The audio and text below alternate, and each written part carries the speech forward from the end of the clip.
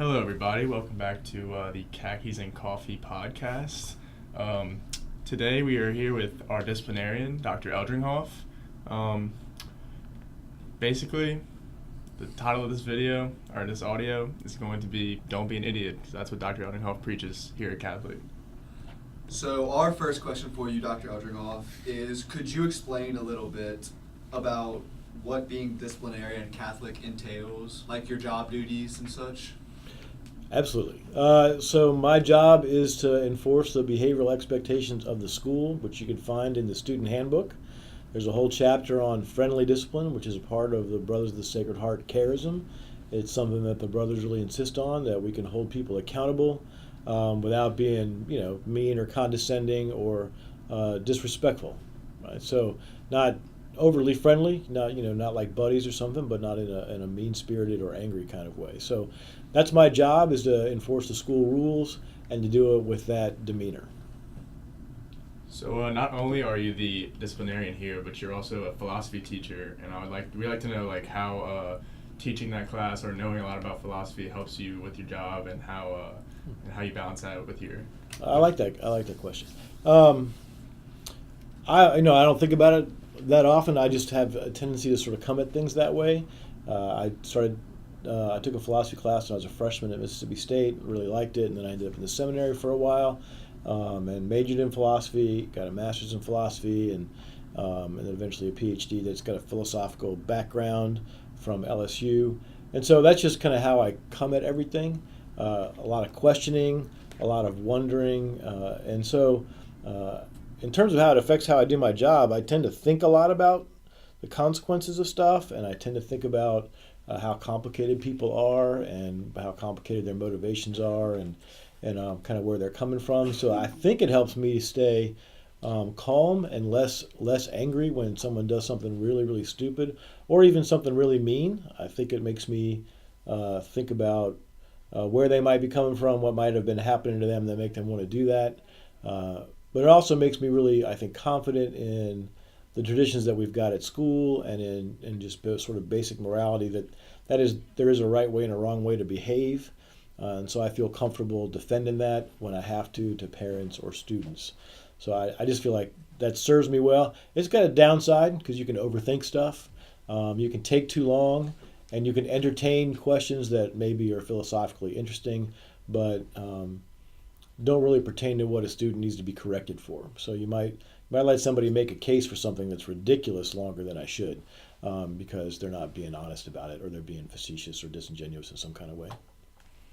So, Dr. Eldringhoff, what is the most common infraction you see amongst students here? Oh, it's going to be something stupid, right? I mean, Yes. It'll be haircuts or dress code or IDs. I mean, those are the most common things because they're small, and people don't think that they stand for much, and aren't a character issue, right? The most common issue that might have something to do with character, or really endangering somebody's development or something like that, would probably be some sort of substance use. Probably these days it's vaping and that sort of thing. Although that's not a common infraction, it's all too common, given the downside of that particular activity or any kind of substance use. So speaking of commonality, what's one of the most common excuses that you hear for some of these, for lack of a better word, stupid decisions? I don't know, excuses. That's claiming that they don't know, or claiming that nobody said anything, or with respect to haircuts, claiming that people saw them and no one said anything, right? So you'll get someone who'll tell a teacher, the teacher said, get your hair cut, and Dr. Eldringhoff saw me and he didn't say anything.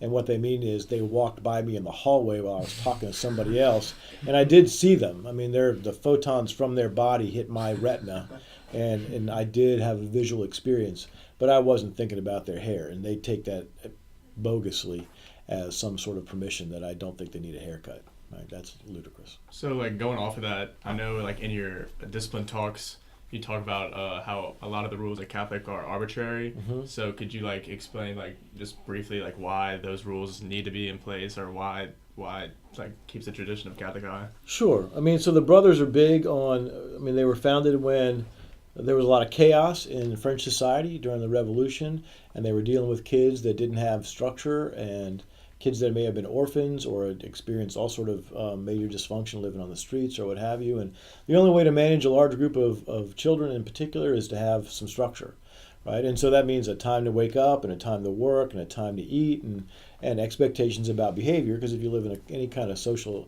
circumstance, you have to have some limits that everybody agrees to so that the group can function. So that's all rules that have to do with group function and orderliness are going to be arbitrary at some level, but they're essential. It's not arbitrary that you have rules; it's just arbitrary what those rules will be. So we're going to have some sort of appearance rules. We have to have some sort of dress code.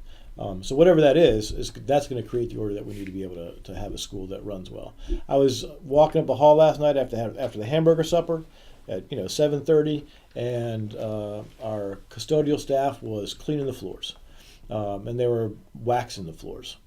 They do that all the time. And I saw the grass that was caught on the little mats inside the doorway. And you just think about all the dirt that gets tracked into the school on any given day without anybody littering on purpose. But the brothers are really committed to having a clean place, an orderly place, a place where there isn't distraction and mess, so that everybody can focus on the task at hand, right? Which is to get a good education and to grow and to be a decent human being, a moral, Christian young man. So if you can eliminate all distractions, that makes that easier. And so the rules that we have in place for functioning exist for that reason. In your opinion, Dr. Eldringhoff, what's the hardest part about being disciplinarian? I don't know. That a lot of the day is conflict, I suppose. That a lot of people see you coming and think that it's personal, right? That you're going after them some kind of way, which is just not true. Or the perception from parents that you get that once in a while. Someone put a target on my son's back. So being falsely accused of having somebody's not having their best interests at heart or deliberately trying to harm them in some way, that's probably the hardest part, that people might think that. But I know that that's not true. So I know that's an inevitable part of the job, that some student or some parent's going to think that I'm doing that to be mean. And I just have to know that that's not true. So what should incoming freshmen expect here at Catholic, and what sort of advice would you give to them? Trust us. Expect that you're going to be treated well first. You're going to be treated respectfully. Your teachers are going to be ready. We're here to teach you a good way of living, a good way of being a student. And if you believe us and do what we ask, you will flourish and you will have a really good experience. So come in with that attitude, but absolutely expect to be held accountable if you make a mistake. But expect that people are going to love you and respect you. As soon as we've corrected that mistake, we'll go back to the way it was before.